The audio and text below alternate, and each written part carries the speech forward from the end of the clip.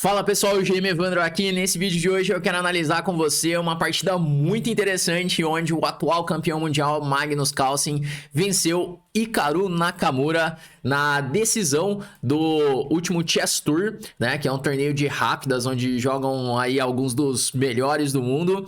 E essa partida o Magnus... E o que eu achei mais interessante é que ele vence usando uma ideia que é bem típica do AlphaZero, né? Aquela inteligência artificial que revolucionou muitos dos conceitos, especialmente na forma de jogar na abertura e até alguns temas no meio-jogo, e o Magnus incorporou várias dessas ideias do AlphaZero no jogo dele. E nessa partida eu quero te mostrar aqui um momento bem interessante, onde o Magnus faz um lance que parece estranho, né? Mas é uma ideia que acontece com frequência nas partidas do AlphaZero. Então, bora começar aqui as análises dessa partida, que foi a partida decisiva ali do match entre Carlsen e Nakamura. Mas antes de começar aqui, se você ainda não é inscrito no canal, aproveita para já se inscrever, né? E acionar aquele sininho para assim você receber todas as notificações, todos os novos conteúdos aqui,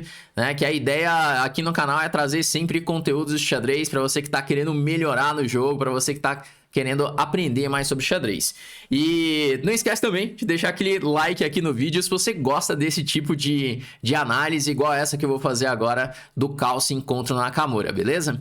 Bom, então bora começar aqui.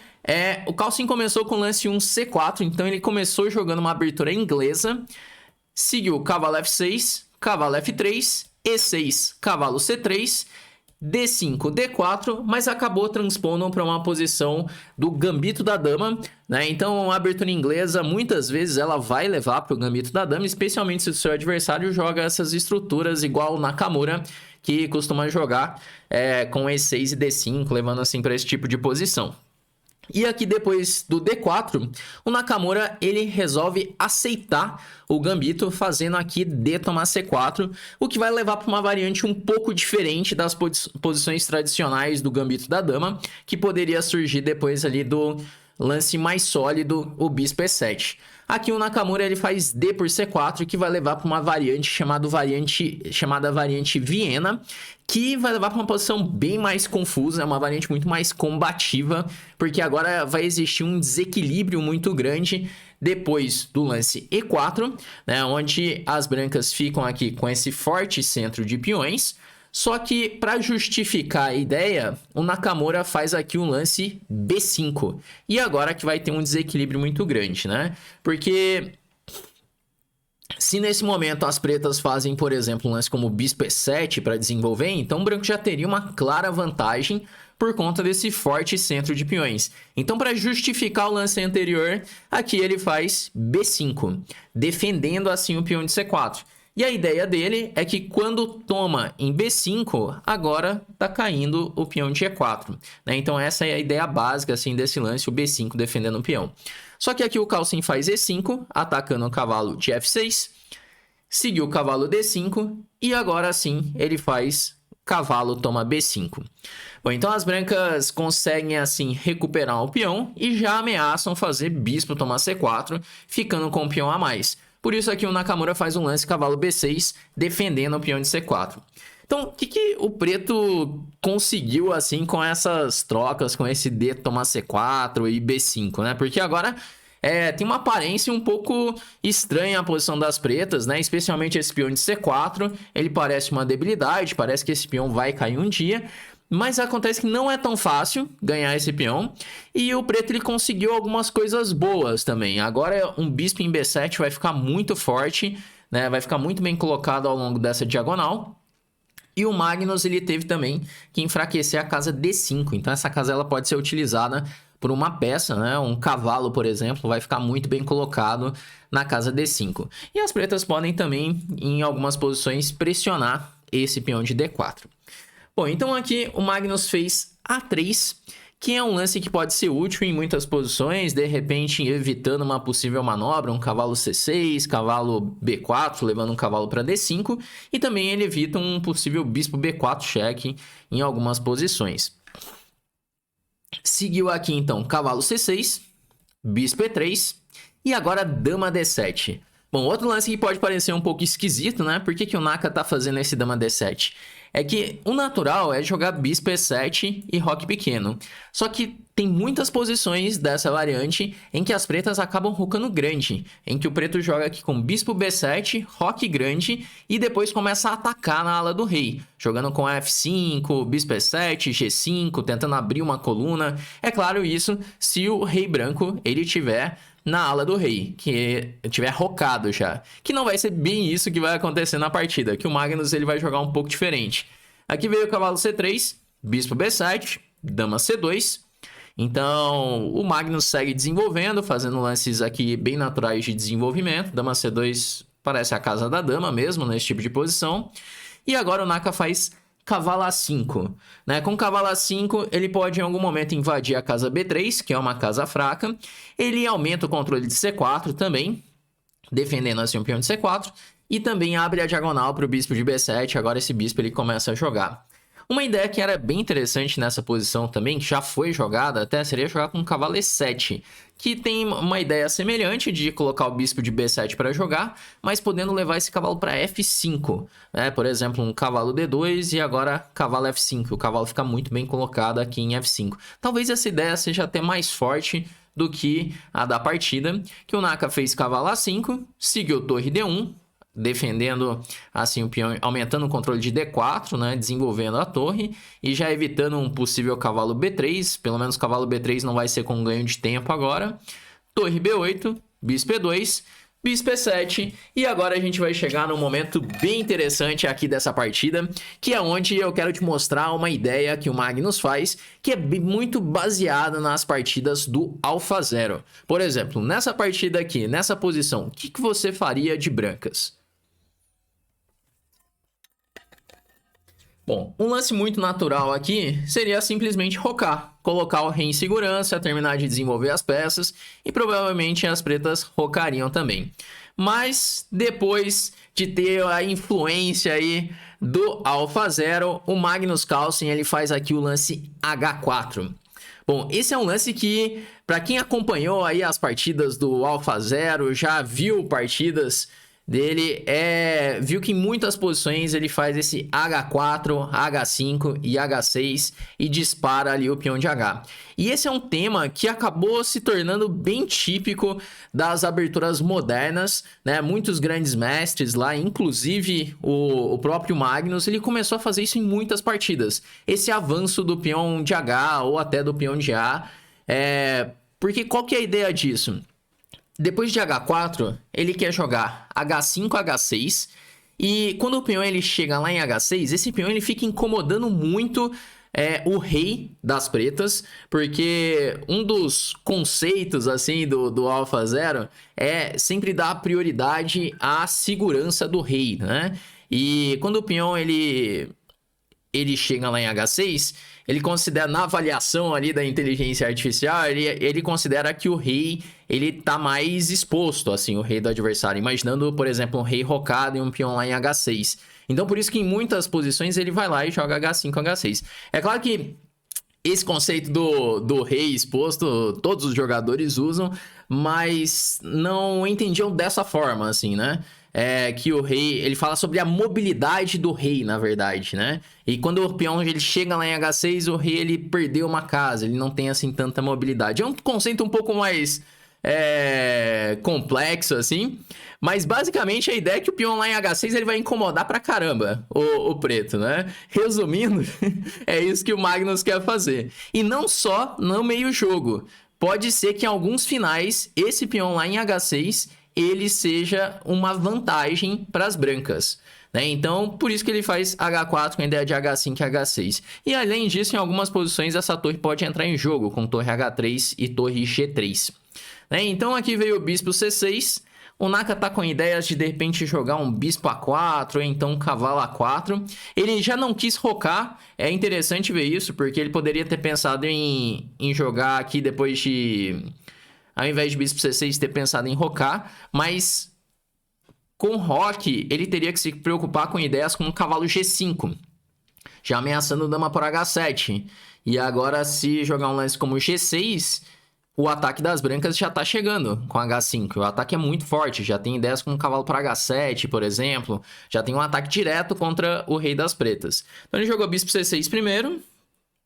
H5, segue com a ideia o Magnus de jogar H6. E aqui, por exemplo, se rocar agora, H6 e G6, agora sim o branco pode rocar. Mas o peão lá em H6, ele sempre vai incomodar um pouco o rei do adversário, porque em algum momento pode ter temas de mate, vamos imaginar que ele consiga trocar o bispo de casas pretas no meio jogo, uma dama pode chegar por ali, então é um tema bem interessante esse, que a gente vê muito nas partidas modernas, esse peão de H ele disparando e parando lá em H6. Aqui talvez, depois de H5, até ter jogado H6, para impedir que o peão chegasse lá em H6. Por exemplo, torre H3, roque torre G3, rei H8, rei F1. E é uma posição bem complexa essa, com chances para os dois lados, né? Mas é interessante ver que o branco nem roca nessa posição. Ele joga rei F1, rei G1 e a torre, de repente, ela começa a jogar ali na ala do rei de um jeito meio estranho. Ela passou ali pela terceira e pode até ter chances de ataque na ala do rei, né? Imagina, por exemplo, se em algum momento o branco consegue combinar um dama C1 com um bispo por H6 ou coisas nesse sentido, o branco pode ter um ataque decisivo ali, né? Mas não aconteceu nada disso. Depois de H5, o Naka jogou bispo A4. Ele não quis colocar o rei lá em G8 de forma alguma, né? Que esse ataque poderia chegar muito rápido. Ele faz esse bispo A4. Mas esse lance, apesar de trocar algumas peças, ele cede o par de bispos. E o par de bispos é sempre uma força, especialmente em posições abertas, né? Então aqui veio o cavalo A4, dama A4 e torre C1.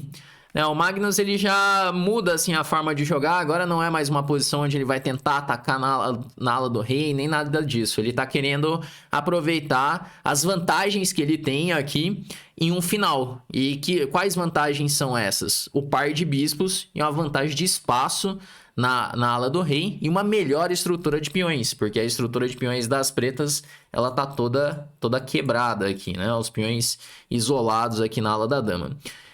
Então o Naka jogou cavalo B3 para não trocar, seguiu torre B1, dama A5 cheque e agora rei F1. Ele não quer rocar mesmo, já que a ideia é colocar a torre em jogo, seja jogando torre H3, torre G3 ou torre H4, torre G4. Então ele faz rei F1, o rei tá super seguro em F1, seguiu C5. Novamente aqui o Naka tinha a opção de jogar um H6 para impedir que o peão chegasse em H6 e seria a melhor forma de jogar. Mas ele ignorou essa ideia do Carlsen e fez C5, tentando criar contra-jogo no centro. Só que agora o Magnus faz H6, coloca o peão lá, vai incomodar pra caramba esse final agora, esse peão agora, até mesmo no final, como você vai ver. Tomar em H6 não faz sentido, torre por H6, o peão de H7 ele tá praticamente caindo já. Inclusive nem precisa tomar em H6 direto, pode pensar em tomar em C5 e depois em H6. Então aqui veio o G6 do Naka, toma em C5, bispo C5, dama C5 e agora a torre H4. E de repente a torre ela entra em jogo, de uma forma um pouco diferente. Vem com esse torre H4, mas eu já tinha até citado, né? O torre H3, o torre H4 é uma ideia semelhante. E agora as brancas começam a pressionar esse peão isolado de C4. Seguiu aqui então roque, ele tem que rocar em algum momento para conectar as torres. Só que olha, aqui já dá para imaginar, por exemplo, em algumas posições uma dama chegando aqui em F6. Por isso que o tal do peão em H6 ele incomoda demais aqui as pretas, né? Que o Naka tem que ficar sempre preocupado com esse tipo de ideia, uma possível passagem da dama para a ala do rei. Então, aqui depois de roque, veio o bispo tomar C4, então caiu o peão de C4. Era difícil de defender mesmo esse peão, porque, por exemplo, cavalo A5 aqui, ao invés de roque, cavalo A5 já tá levando B4, né? E aí não dá para tomar em passant que tá caindo a dama em C5. E jogar um lance como torre C8 para defender C4, talvez fosse uma possibilidade até, né? Talvez fosse uma possibilidade esse lance. Eu tô pensando se não dá para jogar bispo por C4 do mesmo jeito. Aparentemente sim, né? Porque bispo por C4, cavalo por C4, dama por B3. E tá caindo o peão da mesma forma. E vai ter que rocar agora, senão tá levando um dama A4 cheque, que já vai ser um problema, né? Então, basicamente, depois de torre H4, tá caindo um peão. O Naka preferiu jogar com roque para tentar buscar contra-jogo depois de bispo por C4. Ele faz torre de FC8. Bispo toma B3. E aqui ele tem que escolher qual final que ele quer entrar, né? Se é tomando em C2 ou se é jogando dama B5 cheque. Ele jogou dama B5, forçado dama E2, dama por B3 e agora a torre B4. Né? Ele preferiu manter as damas, só que a posição com as damas, ela também é perigosa para as pretas, porque olha só, depois de um lance como torre D1, de novo tem que ficar tomando cuidado com as casas pretas. A qualquer momento o Carlsen pode tentar jogar um dama E3 e dama G5 e passar as peças para o ataque na ala do rei. Então veio aqui A5, torre B5, A4, dama E4. O Carlsen rapidamente tenta passar a dama para a ala do rei. E o Naka faz dama C4, vendo aqui os perigos, ele já quer simplificar a posição e levar para um final pior. Então, dama por C4, cavalo C4, e assim, é um final pior, só que de repente ele pode ter ainda alguma esperança, né? Porque o peão de B é um problema. Só que agora a gente vai ver que apesar dele ter trocado as damas, o potencial de ataque das brancas ainda existe. E tudo isso por conta desse peão aqui em H6. Porque, por exemplo, o rei é um problema. O rei ele não tem a tal mobilidade que eu falei, né? Porque o rei não consegue nunca vir para G7. Então, sempre que a torre ela sai da oitava fileira, tá levando um tema de mate na oitava, com torre D8. E ele pode até tentar jogar um F6 em algum momento para jogar um F6 e rei F7 para assim ativar o rei. Só que aí ele enfraquece a sétima fileira. E o peão em H6 ele dá a possibilidade de uma torre entrar na sétima também. Então a posição é muito chata de jogar de pretas, né? Mesmo sem a presença da dama, continua com vários problemas para resolver aqui o Nakamura. Então veio torre D4 tocando no cavalo, 2C8. Essa posição, se jogar aqui, por exemplo, um cavalo por B2, então o cavalo ele tá meio preso, né? Depois de cavalo B2. Aqui, provavelmente cavalo G5. E agora tem ideias de torre D7, por exemplo. E o cavalo ele tá meio sem casas, né? Se tiver que em algum momento tirar essa torre para defender, por exemplo, o F7... O cavalo não pode ir para C4, não pode ir para D3, e as brancas podem começar a caçar esse cavalo de B2.